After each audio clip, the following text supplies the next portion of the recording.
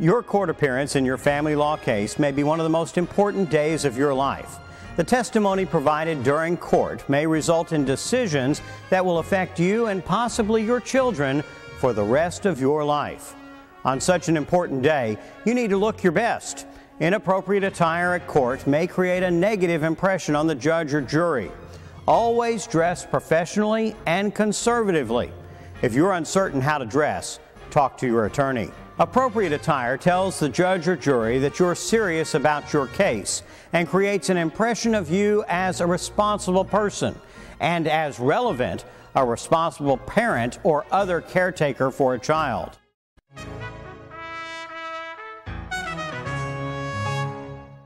Whenever you take the witness stand in the courtroom, your testimony is under oath. Raise your right hand, please. Do you solemnly swear to tell the truth, the whole truth, and nothing but the truth in the testimony you will give, so help you God? I do. Thank you. You may be seated. Once you've taken the oath, or have been sworn in as it's commonly referred to in the legal community, you're swearing under penalty of criminal perjury that your testimony is the truth. Perjury is a serious offense. It may not only subject the perjuring witness to criminal charges, but completely destroys the witness's credibility. In other words, if a witness is thought to be lying under oath, the judge may never believe anything else that the witness has to say. Family law judges have a large amount of discretionary decision-making power. Some decisions in a family law case may literally be decided by the judge's belief in the veracity of one party over the other. The classic, he said, she said. Therefore, the judge's belief in the truthfulness of a witness may play a major role in the outcome of the case. Always tell the truth when you're testifying.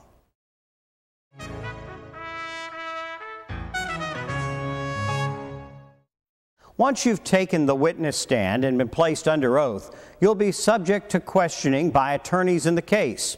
The questioning is referred to as examination. Examination consists of direct examination and cross-examination. Direct examination is most often conducted by the attorney who has called you to testify, unless that attorney is hostile to your case, in which case the examination will be cross-examination.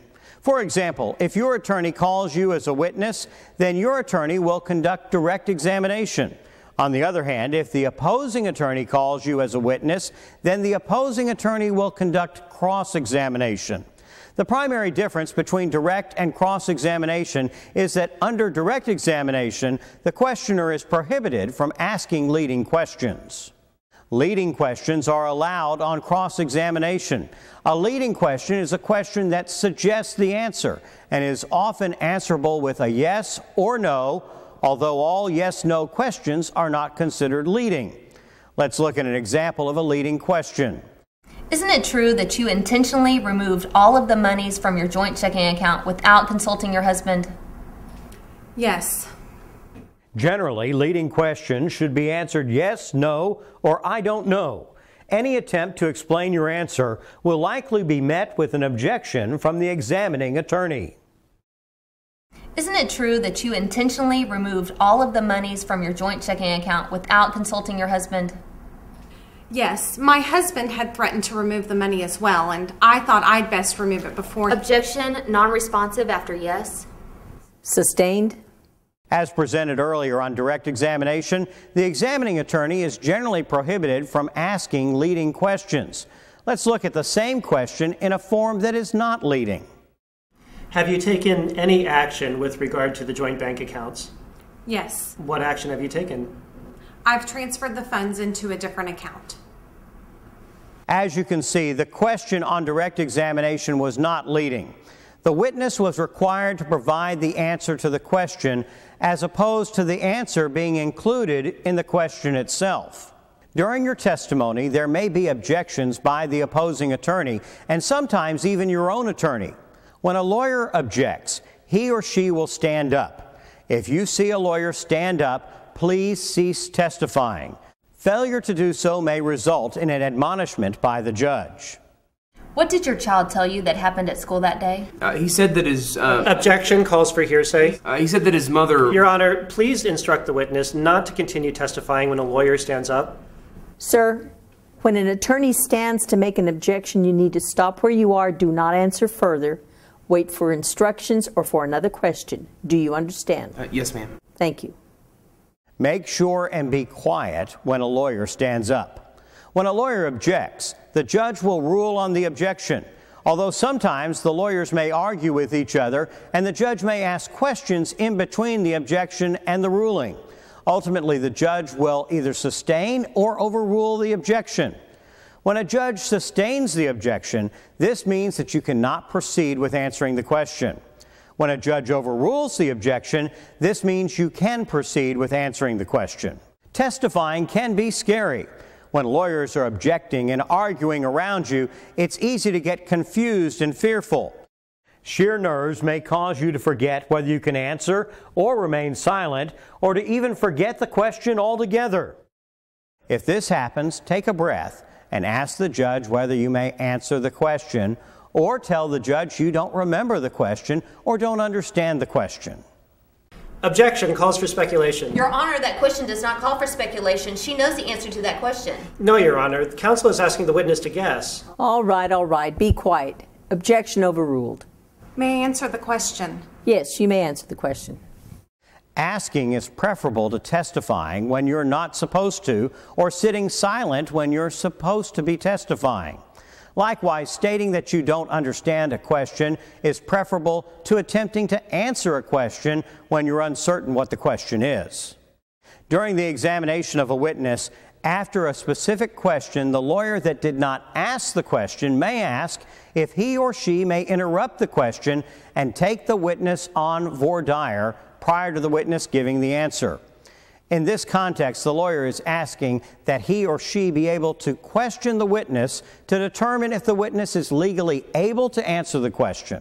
For example, the lawyer may want to determine if the witness is qualified to answer the question, or if the proper legal predicate has been met to allow the witness to answer the question, or if the question is disallowed by evidentiary law. Sound complicated? It is. We're not here to try to explain the technicalities of courtroom examination techniques, but rather we want you to have a basic understanding of what is going on if this occurs. Let's look at an example. What was your intention when you executed this contract? Your Honor, may I take the witness on voir dire? Yes, counsel, you may proceed. Are you alleging that any portion of this contract is vague or ambiguous? No, I think the contract is clear in what it says. Your Honor, I would object to him testifying as to his intention when he executed the contract. Such testimony would violate the Four Corners Doctrine. Sustained. The testimony will not be allowed. In that scene, the attorney wanted to disallow the witness's testimony, but had to prove certain facts first. He did so by taking the witness on what is referred to as voir dire and then lodging his objection. Legal predicates and Latin phrases are not your concern, but understanding at least the basics of what is happening while you're on the witness stand will hopefully make the experience of testifying less stressful.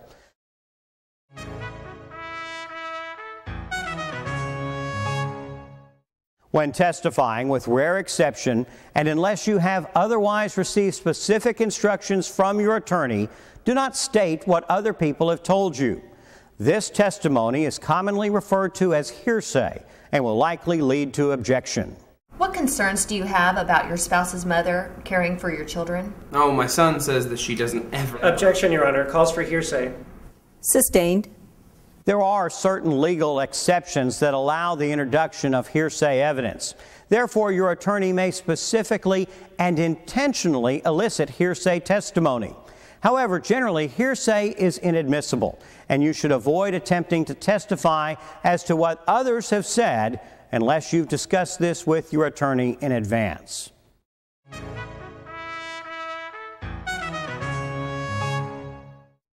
If you have previously responded to discovery or been deposed, it is important to review your written responses or your deposition testimony prior to testifying. One of the purposes of the deposition may be to attempt to trap you into an untruthful response. Unless there is a valid reason for your answer to change, be prepared to testify in accordance with your discovery responses and deposition testimony. Failure to be familiar with your discovery responses and deposition testimony may lead to the questioning attorney attempting to impeach you with your own discovery responses or deposition testimony. You may proceed. Tell the court why you were outside your husband's driveway at midnight on the night in question. I had lost my necklace at some point, and since I had been at his house earlier, I thought it might have come off somewhere in his driveway. Ma'am, isn't it actually true that the reason why you were in his driveway at midnight is because you wanted to see who was leaving his house? No, that's not true. I was just looking for my necklace. May I approach the witness, Your Honor? You may. Do you recall that I took your deposition several months ago? I do. I'm going to hand you a document and ask you if you recognize this document to be the official transcript of your deposition. It does appear to be that, yes. Please turn to page 25 of your deposition and refer to line 5.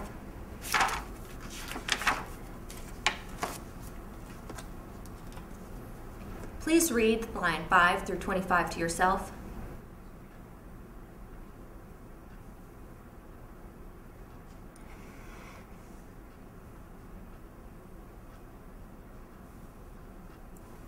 Now that you've had the opportunity to review this portion of your deposition, do you wish to change your testimony? I guess I did say at my deposition that I was waiting outside my husband's house to see who left. But I was also looking for my necklace.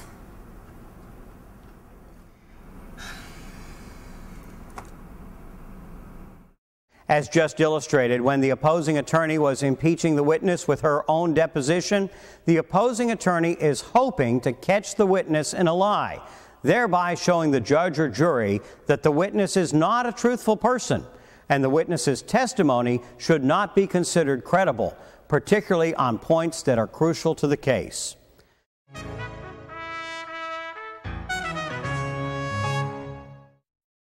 Just like your appearance, your behavior during your court appearance, whether while on the witness stand or sitting at the counsel table, will create an impression on the judge or jury as to your priorities as a spouse, parent, or other party to the family law litigation. Do not joke or laugh during your testimony or anyone else's. Your case is a serious matter. If you laugh inappropriately, it will make you seem somewhat arrogant and or not serious about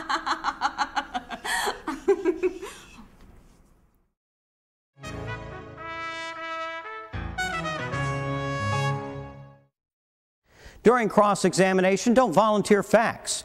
Answer only questions asked and do not provide any further explanation. Your attorney will provide you with the opportunity to give explanation, if necessary, during the redirect examination. Isn't it true that you wrecked the family car? Yes. You testified earlier that you wrecked the family car. Yes, I did. What exactly happened? I was stranded on the freeway in a heavy, blinding rainstorm. Traffic was at a standstill. An 18-wheeler lost control and slammed into several cars behind me, creating a chain reaction of accidents. As you can see, the witness's attorney was able to clear up the facts surrounding the wreck of the family vehicle. This is often termed as rehabilitation of the witness. Don't argue with the attorney that is asking you questions during your testimony. Although you may feel that the attorney is being argumentative or the question is unfair, answer it with straightforwardness and respect. Your calm and respectful behavior in the face of controversy will reflect positively upon you as a witness. Additionally, your lawyer can protect you from certain questions if an objection is legally available. Why exactly did you park your car in front of your wife's place of employment? I had business at the office across the street. Oh, so you just happen to have business right across the street from where your wife works? Yes. It's like I said, I had business across the street. What kind of question is that? I mean, what do you think I was doing? Why would I intentionally park in front of my wife's place of employment? I don't want anything to do with her. Not only did the questioning attorney manage to bait the party into an argument, but he came very close to losing his temper. Never lose your temper during your testimony. Always maintain a level of calm, otherwise the court will assume you have a bad temper, which is often an allegation made in family law litigation. It appears that you spent $50,000 on a new car. Do you really think that's a reasonable expenditure? Well, I think it was reasonable under the circumstances. It appears that you spent $50,000 on a new car. Do you really think that's a reasonable expenditure? Well, if you ask my wife, every penny that I spend is unreasonable, but yeah, I think it was a very reasonable expense for me to get a new car under the circumstances. And I bought other stuff as well. Clearly, the witness would have been better off having not made the final remark, but he let his temper get the best of him. The witness's response demonstrates that if you lose your temper, you will generally say things that you would not say otherwise. Stay calm and do not lose your temper under any circumstances. Never guess at your answer. If you don't know the answer, then simply state you do not know. How much do you think the business is worth? I'm not sure. If I had to guess, I'd say somewhere between $250,000 and $500,000. How much do you think the business is worth? I don't know. To guess at an answer can certainly hurt your case. Keep your answer simple. If you do not know, simply state you do not know the answer to the question, no matter what it is. Take a reasonable time in responding. The court reporter needs to be able to record all of the questions and testimony, and you need to have time to make sure you've thought about your response. I was late picking up my son from daycare, and they charge $5 per minute for every minute that you're late. They close at 6 p.m., and I knew if I were late, my husband would complain to his lawyer, and I'd end up in court again because he is so unreasonable. I was late picking up my son from daycare, and it caused me concern.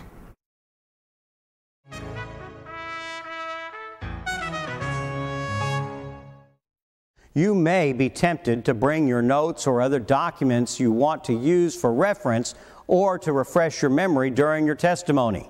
Keep in mind that any document that you review during the process of your testimony is subject to inspection by the attorney that is questioning you. What is the name of the officer who made the report? I'm not sure. Can I check my notes? Sure, go right ahead. Yeah, the officer's name is John Smith. Did that note help refresh your memory? Yes, it did. Thank you. Since you used that note to refresh your memory, I would ask that you turn that note over to us for our review. That has my personal notes. Aren't those confidential? As you can see, the witness's innocent reference to his personal notes resulted in the entire note being turned over to the opposing counsel. Unlike your personal notes, there are certain documents that will be formally admitted into evidence. Once this occurs, it is appropriate to refer to those documents when testifying. Please refer to the document marked Exhibit A. This is your bank statement of your joint checking account. In this scene, the document has been admitted into evidence, and it is therefore acceptable to review the document while testifying. In some instances, although a lawyer is seeking to have a document placed into evidence, upon proper legal objection, the court may exclude the document. In that case, you will not be allowed to refer to the document. It is important to understand what is going on when a lawyer is attempting to get a document into evidence. Indeed, the lawyer may be using you in his or her attempt to admit the document. The lawyer will approach you with the document and hand it to you and then ask you if you recognize the document. Assuming you do recognize the document, you may be asked additional questions to assist the lawyer in verifying the authenticity and accuracy of the document. Remember, be honest in your responses. If opposing counsel is attempting to get a document in through you and you are unsure what the document is, then say so. If opposing counsel is attempting to get a document in through you and you cannot be certain it is authentic, then say so.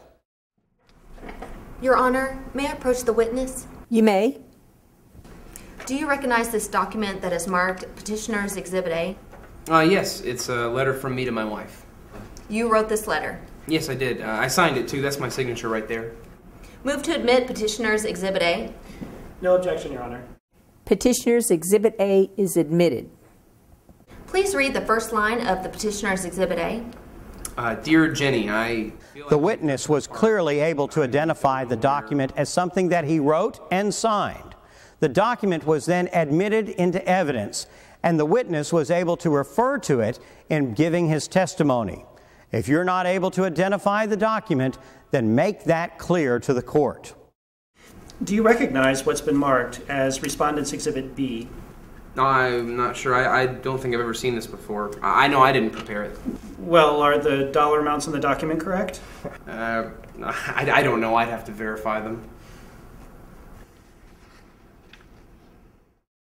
There are a few additional things that might help you to better understand and cope with the trial process. Let's review what we've discussed and add a few more hints that will help you to have a better and informed day in court. Dress appropriately for your day in court. During examination, listen to the question and make sure you hear and understand the question before you attempt to give an answer. Don't be afraid to tell the judge that you don't understand the question or the court's ruling on the objection. Take your time. Don't worry about silence. When you do answer, speak slowly and clearly, and do not volunteer information on cross-examination. Never joke or laugh inappropriately during a court hearing, whether from the witness stand or counsel table, and don't attempt to outwit or argue with the opposing counsel, nor should you ever lose your temper with the opposing attorney. Don't guess or give estimates in your answers, and never attempt to explain or justify your answer when under cross-examination.